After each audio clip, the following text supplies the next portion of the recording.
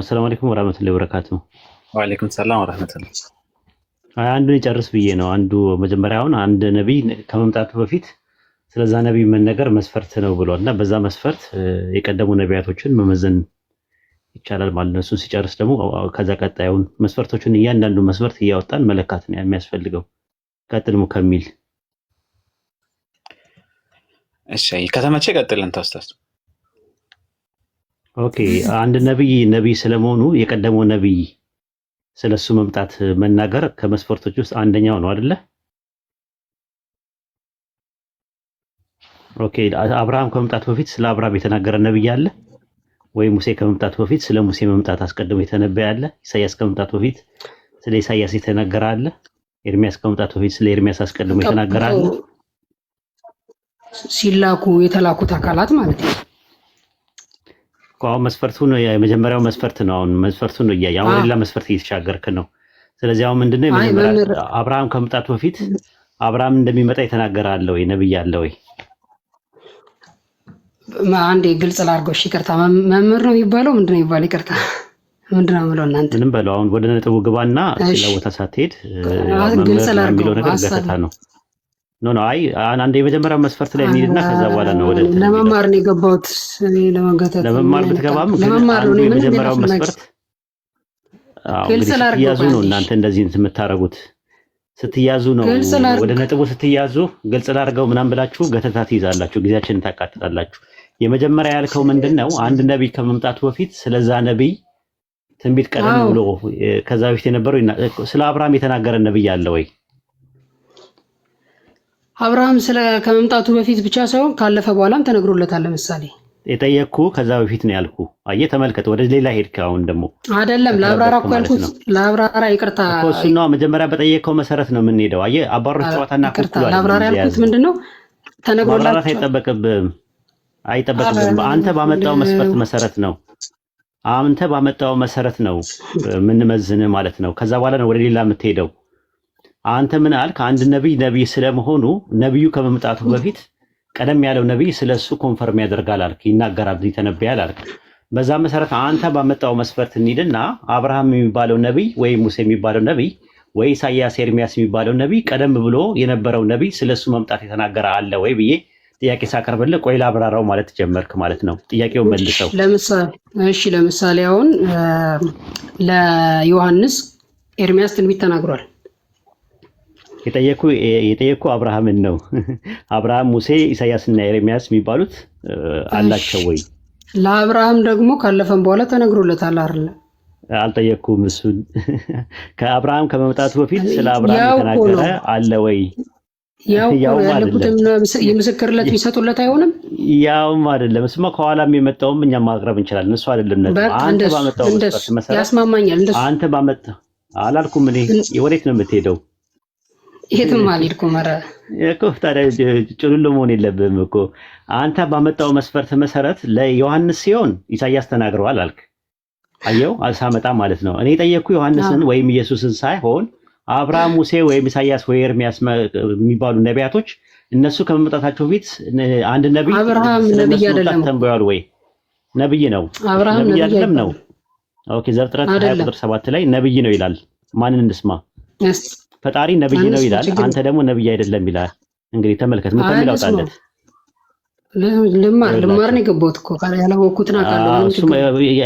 ያላቅማችሁ ነው ዝም ብላችሁ የምታወሩት ማለት ነው። አብርሃም ነብይ ነበረ፣ ፈጣሪ ነብይ ነው ይላል።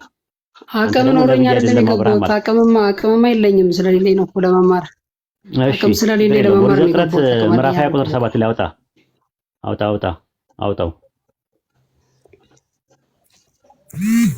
አውጣ አጠገብ ባይብል አለ አታልቁኝ። የለኝም መንገድ ላይ ስሉ መኪና ውስጥ ነኝ። ኦኬ ኦሪት ዘፍጥረት ምዕራፍ 20 ቁጥር 7 ላይ አሁንም የሰውየው ሚስት መልስ ነብይ ነውና ስለዚህ ስላንተ ይጸልያ ትድናለህ አለ። ተናጋሪው ማን ነው? ለማን ነው እየተናገረ ያለው? ለአብርሃም አይደለም። ተናጋሪው ማን ነው? ለማን ነው እየተናገረ ያለው? ተናጋሪው አምላክ ነው። ለማን ነው እየነገረ ያለው? ለአቤሜሌክ አይደል? ለያዘበት ሰው። አዎ ለአቤሜሌክ ማለት ነው። ለአቤሜሌክ ምን አለው? ምንድነው አለው? አብርሃም ምንድነው አለው? ምንድነው አለ? ነብይ ነው አለ። ስለዚህ አብርሃም ነብይ መሆኑን እዚህ ጋር አመንክ? አይ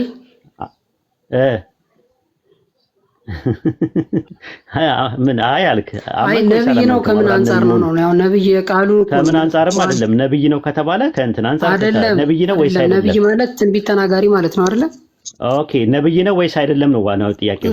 ትንቢት ተናጋሪ ነው ነብይ ማለት። እኔ እንደፈለከ አድርገውት ነብይ ነው ወይስ አይደለም ነው ጥቆይ። ነብይ ነው ይላል ፈጣሪ። ይኸው እዚህ ጋር 7 ላይ 20 ቁጥር 7 ላይ እንደዛ ተብሎ አልተፈታም። ማን ሲያስተምሩ ይሄው ነብይ ነው ይላል። ማንን እንስማ? አንተን እንስማ ወይስ ፈጣሪ እንስማ? ምን ብሎ ተነበየ? ምን ብሎ ተነበየ አይደለም ነብይ ነው ይላል ወይስ አይልም እኮ ምን ተነበየ ደግሞ የሚለው ሁለተኛው ቨርዥን ነው። መጀመሪያ ነብይ ነው ወይስ አይደለም? አብርሃም አይደለም። እኔ ደግሞ ነብይ ነው ያለበት ከምን አንፃር ነው? ነብይ ስለሆነ እንኳን ነብይ ነው። እኔ ከምን አንፃር አይደለም እኮ ነብይ ነው ወይስ አይደለም ነው። እንደዛማ ከሆነ ጥሬ ቃሉን ከወሰደኝ ጥሬ ቃሉን አይደለም ነብይ ነው የሚለውን አንተ በራስህ ከምን አንፃር ነው ነብይ ያለው? እስቲ ንገረኝ። የተመረጠ ማለት እኮ ነው እኮ አሃ ነብይ ማለት የተመረጠ ማለት ነው የሚል ማስረጃ ይኖር ይሆን? ጥቅስ ይኖራል ወይ? ነብይ ማለት አብርሃም ነብይ የተባለው ስለተመረጠ ነው የሚል ማስረጃ ይኖርሃል? ኦኬ እንደዛ ከሆነ አልተዘጋጀሁበትም። ያን ማምጣት አልችልም። ግን አይደለም እንደዛ አንፃር ነው የተባለው። ትቀጥላለህ ማለት ነው። አየህ እኛ ጋር እንደዛ ነው። አንድ ማስረጃ ሲመጣ ያንን ጨምቀን በደንብ አይተነው በደንብ አጣርተን ጥልልና ጥንፍፍ አድርገነው በጥርስና ምላሱን እየነቀስና እያደማን አይተነው ነው ወደ ቀጣዩ የምንሄደው። ስለዚህ አሁን ምንድነው የምታመጣው? አብርሃም ነብይ ነው ወይስ አይደለም? ይሄን ጨርስ። አናገርኩ እኮ የተባለበት አንግል ከሌላ ነው። እኔ አላውቅም እንደሆነ ንገረን። አምጣ ከምን አንፃር እንደሆነ ንገረን። እኛ ነብይ ነው የተባለው ነብይ ስለሆነ ነው።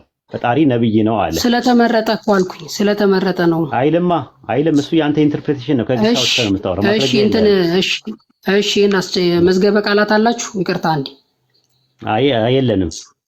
በቃ መዝገበ ቃላት ላይ ነብይ ማለት ምን ማለት ነው የሚለውን አንዴ ይሉኝ። ከዛ ታገኙ። ነብይ ማለት የምን ቃል ነው? ነብይ የምን ቃል ነው? ቃሉ ራሱ ነብይ ግዕዝ እኮ ነው አይደለም? ግዕዝማ ነባይ ነው አይደለም? በግዕዝ ነባይ ነው አይደለም? ዳንኤል ክፍሌ መዝገበ ቃላት ላይ አውጣው አሁን ካለ። እሺ አውጡ። የግዕዝ ቃል ነባይ ነው። አንተ ለማውጣት ያለብህ እንጂ አይደለም ስትል ግዕዝ ነው አይደለም ስላሉኝ ነባይ ነው። ሂድና ጎግል ላይ ነባይ ብለህ እስቲ ጻፍ አንድ ጊዜ። ጎግል ላይ ግባና ነባይ ማለት ምን ማለት ነው? የግዕዝ ቃል ነው። ነባይ የሚለው የግዕዝ ቃል ነው። አዳምጣ። ማታውቀው ነገር እኮ ነው የምትለው።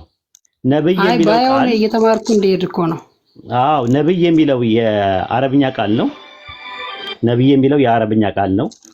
ኦኬ ነበ ከሚለው ቃል ነው የመጣው። ነበ ሲመጣለት ነብይ ይሆናል። አንድ ነብይ በአረብኛ። በግዕዝ ደግሞ ነባይ ይባላል። በአረብኛ ነብዩ መሐመድ ይቅርታ ነብይ ነው የሚባሉት በአረብኛ ቃሉ ሲጻፍ። አዎ ነብይ የአረብኛ ቃል ነው። ሱረቱል አሕዛብ ምዕራፍ 33 ቁጥር 46 ላይ ነብይ ይለዋል። አረብኛው ቋንቋው ኦኬ ነብይ። አዎ አረብኛ ነብይ ይባላል። ኦኬ በግዕዝ ደግሞ ነባይ ይባላል። በዕብራይስጥ ደግሞ ነቢይ ይባላል። ነባይ ማለት ጮህን ማለት መሰለኝ ሳየው እዚህ ጋር። አይ በቃ እንደዛ እማራለሁ ብሎ የሚመጣ ሰውና እንትን አንድ አይነት አይደለም። ወይ ሌላ ሰው አስገባ ወይ ቀጥል ሙከሚልዬ። ኧረ ችግር የለም።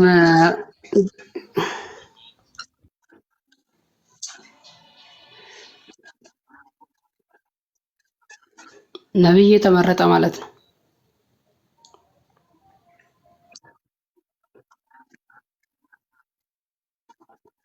አዎ አንደኛው ፍቺ እንደዛ ነው። አብርሃምም ነብይ ተብሏል። ስለዚህ እሱም የተመረጠ ነው፣ ሌሎቹም የተመረጡ ናቸው። ምንድነው ልዩነታቸው ከሌሎቹ ነብያት ጋር? አገባቡ ነው። የምኑ አገባብ? አገባቡማ ሁሉንም ነብይ ነው ያላቸው አይደል? ሳይሆን አገባብ ማለት ለምሳሌ አሁን የእግዚአብሔር ነብይ ተብሎ ለኢሳያስ ሲነገርለት አዛ ቦታ ላይ ሲገባ ተናጋሪ ትንቢት ተናጋሪ ወደፊቱን የሚናገር ለማለት ነው። አብርሃም ማለት ነው። ቆይ በአንተ አይደለም። እሱንማ አንተ ምንድን ያልከው የተመረጠ ማለት ነው አልክ እኮ። ነብይ ማለት የተመረጠ ማለት ነው አልክ። ስለዚህ አሁን የኢሳያስን ነብይነትና የአብርሃምን ነብይነት በምንድን ነው የምትለየው? ሁለቱም ነብይ ነው የተባሉት፣ ምንድን ነው ልዩነታቸው? እኮ እሱ እኮ ነው የመጽሐፉ ባለቤቶች ይሄንን መጽሐፍ ቅዱስ አንድ ቃል አይደለም፣ ምናልባት ፍቺ አላቸው፣ አንድምታ ትርጓሜ አላቸው። ምን ብሎ ፈቱት? እሱንማ ነገርኩህ እኮ። ነብይ ማለት አንደኛው የሚናገር የወደፊቱን የሚናገር ያለፈውን የሚናገር የወደፊቱን የሚናገር ማለት ነው። በአንድ በኩል እንበለው ችግር የለውም እኮ አሁን እንበለው። አንተ ባልከው ራሱ ተስማምተን እንሂድ። ራሱ ብንሄድም የኢሳያስን ነብይነትና የአብርሃምን ነብይነት የምትለይበት ምንድን ነው አልኩ። እሺ ኤርሚያስ ወይ ኢሳያስ የወደፊቱን ይናገራሉ። ለምሳሌ ገሌ እንዲህ ይወለዳል እንዲህ አብርሃም አልተናገረም ስለመሲሁ። አብርሃም ስለመሲሁ አልተናገረም። በአንተ እምነት አላየውም። አልደረስኩበትም። ካለ አሳዩ። አያችሁ። እሺ ለማንኛውም ነብይ ተብሏል። ኢሳያስም ነብይ ተብሏል። አብርሃም የተናገረበትን ሙከሚል ይቅርታ እየተማርኩ አንዴ ተረጋጋ። ቆይ የተመረጠ ነው አልኩ እኮ። ሁለቱም ተመርጦ ነው ነብይ የተባሉት። ስለዚህ ኢሳያስም ተመርጦ ነው ነብይ የተባለው፣ አብርሃምም ተመርጦ ነው ነብይ የተባለው። በቃ ልዩነት የላቸውም። ልዩነት አለው ካልክ አምጣ፣ ማስረጃ አውጣ። አይ ይኸውልህ ሙከሚል አንተ ምን አልከኝ መሰለህ? አሁን እዚህ ጋር አውጣ ማስረጃ። የኔን ተወውና የሁለቱ ነብይነት ይለያል የሚለውን መስፈርት ወይም ደግሞ ማስረጃ አውጣ። አሁን ትልቁ ላይ እሱማ ነገርኩህ እኮ። ትንቢት ተናገረ ኤርሚያስ ወይ ኢሳያስ ትንቢት ይናገራሉ አልኩ፣ ተናግረዋል አልኩ። አብርሃም ግን ትንቢት አልተናገረም። እስቲ ትንቢት ተናግሯል ስላልከኝ አንተ አሳየኝ ያልኩ። ምንም አልተናገረም የሚለውን ከየት ነው ያመጣው ማስረጃ? አንተ እኮ ነው ያልከኝ ተናገረ ያልከኝ። ወይ ኡስታዝ አንዴ ቀር ተረጋጋ።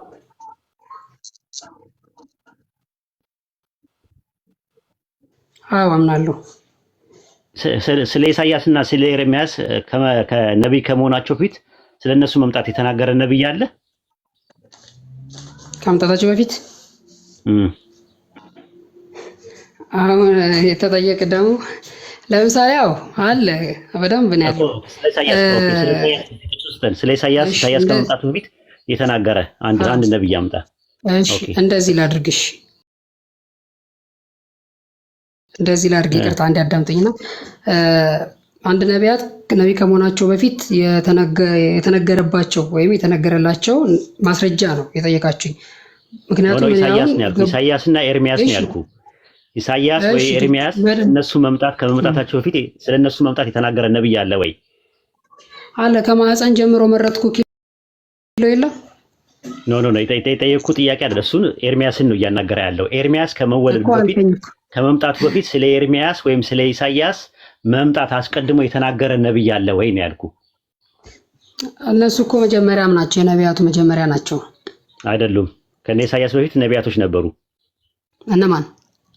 ለምሳሌ ኤልሳ፣ ኤልያስ፣ ዮናስ፣ ኤልሳ፣ ሙሴ፣ አሮን፣ ሄኖክ ኦኬ የመሳሰሉት። ሄኖክን ባመጣ ተቀበለኛለህ? ዝርዝሮቹ እንዳለ ነው የጠራቸው። አልጠየቅኩም። የጠየቅኩን ይደሱ አይደለም። ለምን ሌላ ሄኖክ እንዳለ ሄኖክ ነብይ ነው አይደለም። አሁን እኮ የጠየቅከው ነብይ አለ ወይ እነሱ የመጀመሪያ ነቢያት ነው ስላልከኝ ከነሱ በፊት ነቢያቶች አሉ ለሚለው ነው ማስረጃ የሰጠው እንጂ ስለ ሄኖክ ልናወራ አይደለም። ለምንድን ነው ዳይቨርት የምታደርገው እኮ ቶፒክ? አሁን የምጠይቅ ጥያቄ ይኸውልህ፣ በጣም በወረደ እንትን ነው ሌቭል ነው የምናወራ። ታች ወርደን በወረደ ሌቭል ነው የምናወራ። ለምን እንደሆነ ታውቃለህ? በጣም የሞት አርጊውመንት ነው ያመጣኸው። በጣም የሾቃ አርጊውመንት ነው ያመጣው። የሾቆን አርጊውመንት እንደው ለሞራል ስንል ሰው በመሆነ አክብረን ነው እንጂ የምናወራው በእነዚህ አይነት መልኩ አንተ ጋር ራሱ አናወራም ነበር። ለማንኛውም ወደ ፐርሰናል ያናደርገውና ስለ ኢሳያስ ወይም ስለ ኤርሚያስ ኢሳያስና ኤርሚያስ ከመምጣታቸው በፊት ይመጣሉ ብሎ ስለነሱ የተናገረ ነብይ አለ ወይስ የለም? ጥያቄ ቁጥር 1 መልስ ካንተ። ተዘጋጅቼ የገባሁት ለመጠየቅ ነበረ። ችግር የለውም። አለ ወይስ የለም ነው እኮ ጥያቄው። ይኖራል አለ፣ ግን አሁን አለ ብለህ አንተ ስለምትለኝ ለዛ ደግሞ አልተዘጋጀውም ማለት ለማለት ነው። ጥሩ። ግን ስለ ረሱል ሰለላሁ ዐለይሂ ወሰለም ነብይነት መምጣት አስቀድሞ ትንቢት ተነግሯል። እሳቸው ከመምጣታቸው በፊት ማስረጃ እንስጥህ። በቃ እሱን እንስጥህ። ሙከሚል ሱረቱ ሷፍ ምዕራፍ 61 ቁጥር 6 ላይ ያወጣልኝ። እሱ ቁርአን አይደለ መምህር? እንደዛ ነው የፈለከው? ኦኬ። አንደኛ ጢሞቴዎስ 1:17 ላይ ያወጣለት፣ 1:16 ላይ ያወጣለት። አንደኛ ጢሞቴዎስ ሙከሚል ያወጣለት።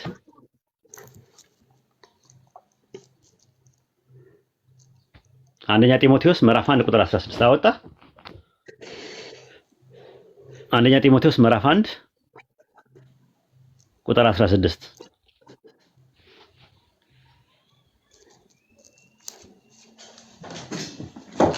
እሺ እሺ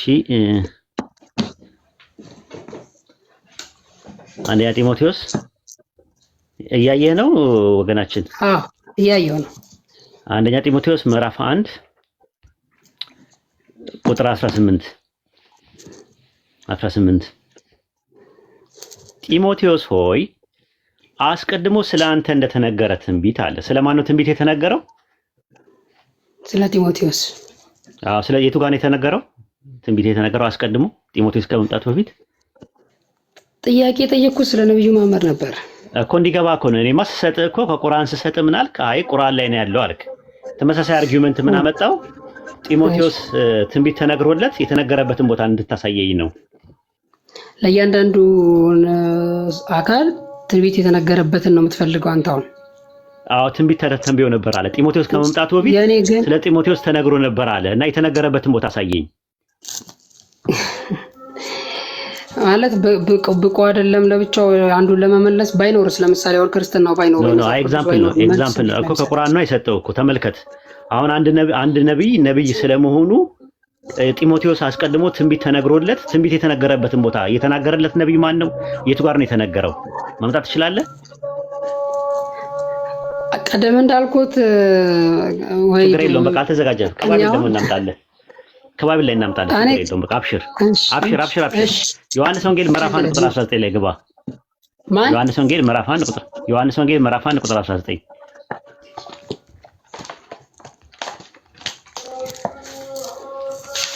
በደምብ ተከታተለኝ እሺ። ሌሎቻችሁም ተከታተሉ ሁላችሁ።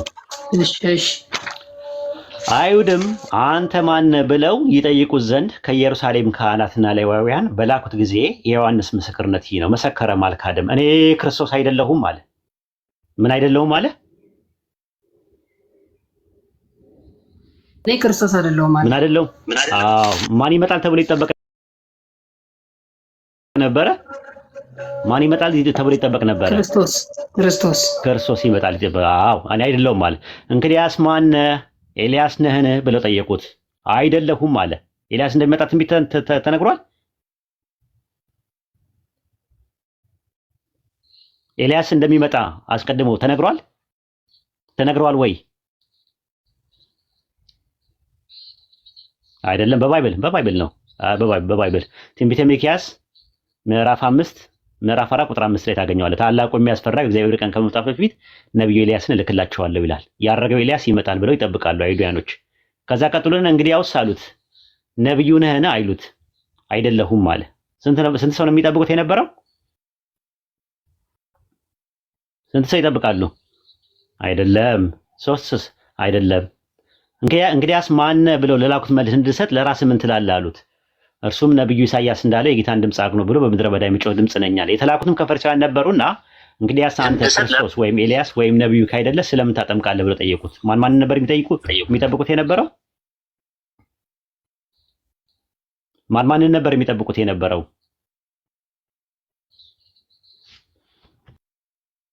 ማንን ነበር የሚጠብቁት የነበረው? ክርስቶስን ነው የሚጠብቁት። መሲሁን አንድ ክርስቶስን፣ ሁለት ማንን? ሌላውን አይሉማ። አንጃ አንዴ ሙከሚል እስቲ ቼክ አድርጓቸው። ታች አይሰማም እያሉ ነው። ስሚዝ የማንም አይሰማው።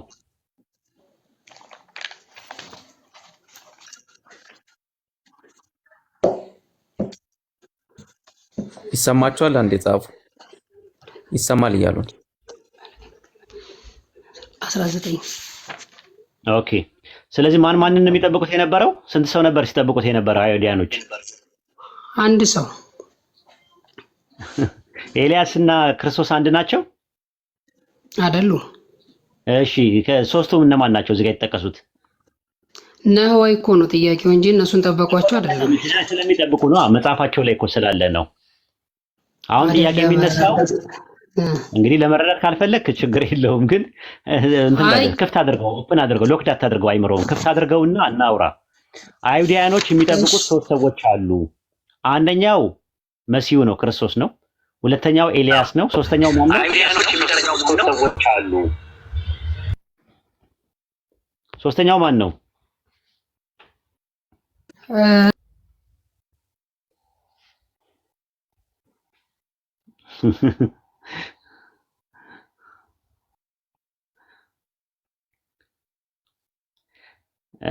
አንብበውና በመጽሐፉ ላይ እናውራ። አሁን ተወውና እሱን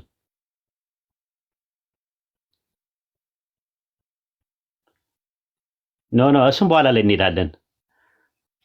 የጠየቁ ጥያቄ አይሁዶች የሚጠብቁት 3 ሰዎች አሉ።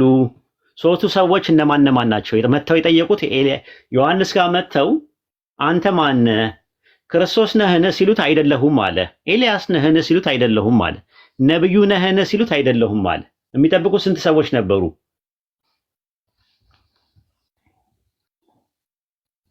ትንቢት አለ። እሺ ነብዩ የተባለው የቱ ጋር ያለው ነብይ ነው? የሚጠብቁት የነበረው ነብይ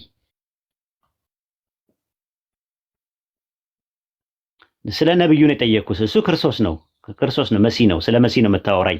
እኔ ማወራ ደግሞ ነብዩ የተባለው ማን ነው?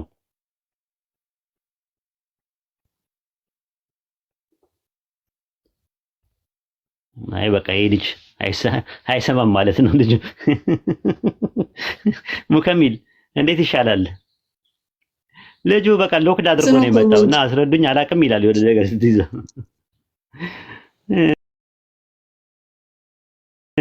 ሳይሆን በቃ አይለፈው። በቃ ሚት አድርገህ ተማርታቸውን ተከታተል። አይ ቲንክ ይሻላል እንደዛ። አይ ቲንክ ስሚዞ አለ።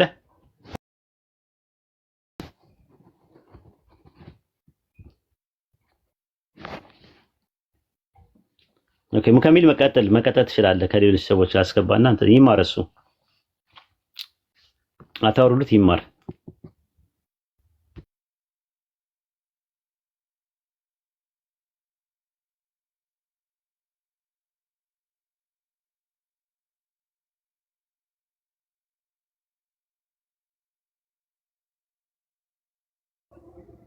አለን ይመስገን። ወይዲ ሰላም ነው?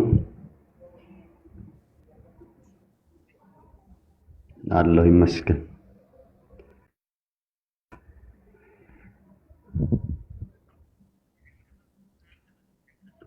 ኧረ አልቀጥልም። አንተ ስትገባ ይችን የገባሁት እስካለ ድረስ እማራለሁ።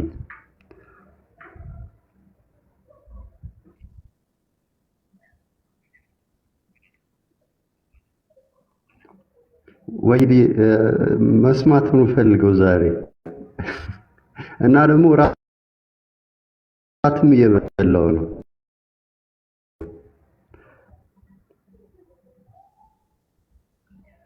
እሺ ይቅርታ ግን ጋብዘኝ ለውይይት ያው ስላልተመቸኝ ነው። እሺ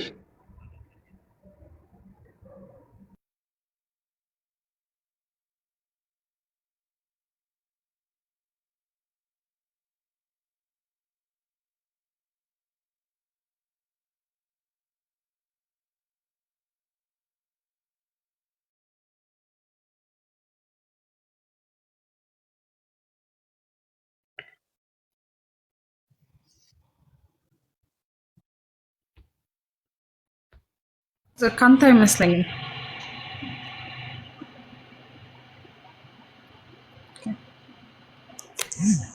ያስሚን ይሄ ሳሚን የሚለው ልጅ አውርጅታችሁ ነው ይማር። ሌሎች ሰዎች ካሉ አስጋቡ። እዚህ ላይ ያሉ ወንድሞችን እህቶችን ጃስሚንን ሚዩት አድርጉ።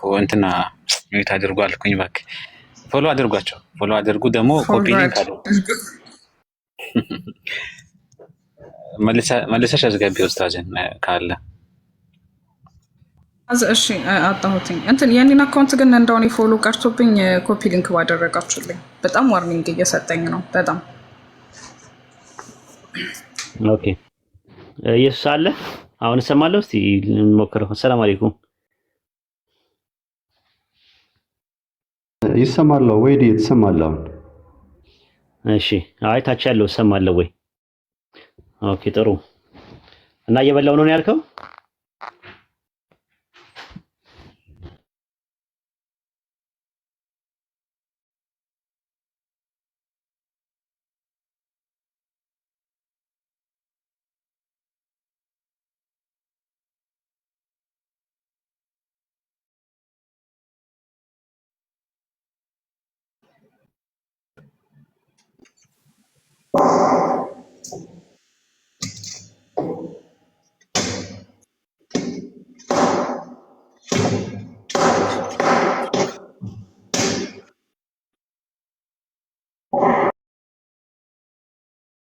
አሁን ይሄ ብቻ ነው።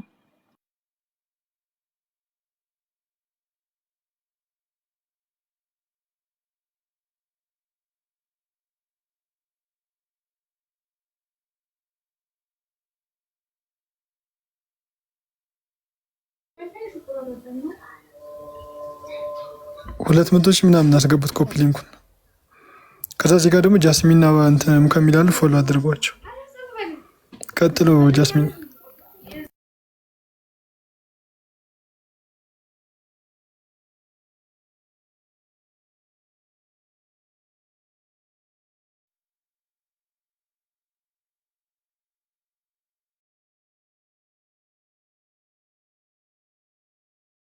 እሺ፣ ችግር የለውም። ጥያቄሽን አስቀምጪ። ምንድን ነው ጥያቄሽ?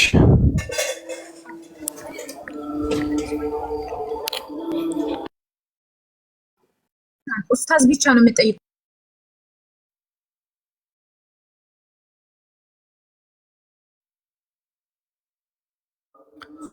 እስልምና ላይ ጥያቄ ካለሽ መጠየቅ ትችያለሽ። እሺ፣ ስታወሪ ደግሞ ረጋ ብለሽ ሁሉም ላይ መጠየቅ ጥያቄ እሱ ነው መጠየቅ የምፈልገው። እሺ፣ ችግር የለውም። አሁን ስታወሪ አንዲ ቀስ ብለሽ ረጋ ተረጋግተሽ ምናምን አውሪ። እሺ ጎበዝ። አሁን እስልምና ላይ ጥያቄ አለሽ የለሽ? ሙስሊም ማለት ምን ማለት ነው?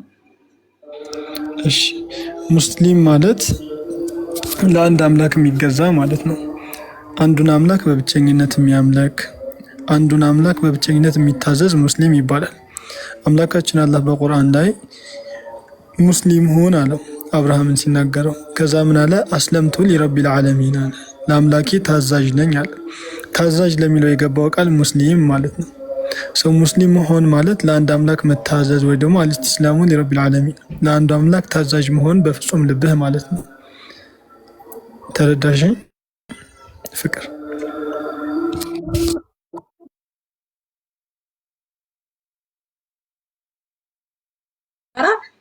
መልስልኝ። እሺ እመልስልሻለሁ፣ ችግር የለውም። ግን አስፈራራሽኝ፣ ፈራሁኝ በጣም ስታወሪ። እንዲህ በጣም ሀርድ ሆንሽብኝ።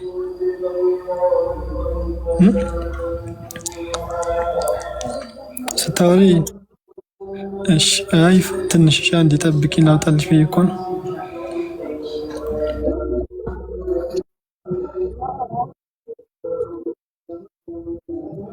አይ ችግር የለውም ይመልስልሻል። እሺ ግን ስታወሪ አስፈራራሽኝ፣ እንዴ በጣም ፈራሁኝ። ያቀ ስላለብን በጣም ሁሉ ተዘጋጅ ይችላል ካል። ኧረ እሺ በቃ ግን አታስፈራሪኝ። አሁንም እያስፈራራሽኝ እኮ ነው።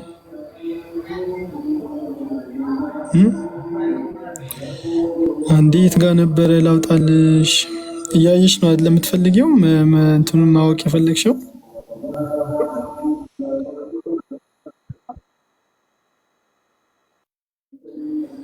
እሺ ችግር የለም።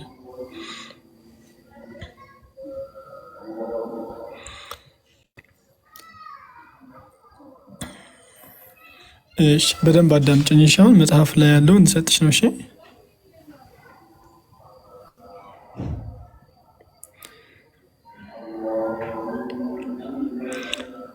ቢስሚላህ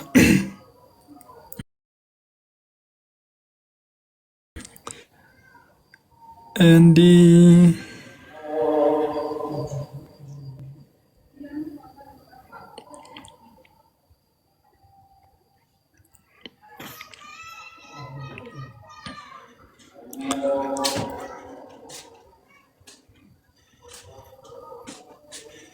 እሺ በደንብ አዳምጪኝ። እሺ ፍቅር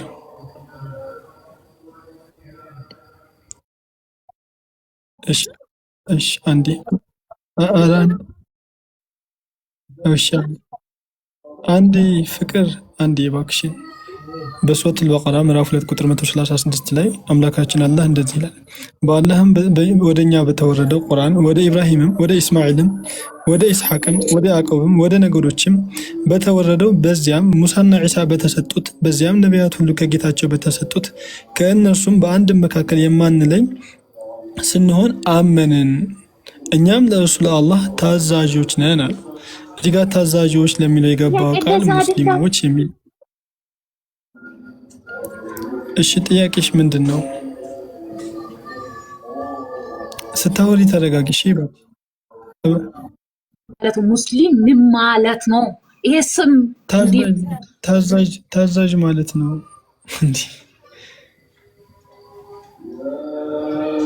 ታዛዥ ማለት ነው ሙስሊም ማለት እየነገርኩሽ እኮ ነው። አይሰማም የኔ ድምፅ? ምን ሆነሽ ነው? በጣም እንትን ደሞት ያለሽ ትጫላችሁ። ረጋ ብላችሁ አውሩሽ።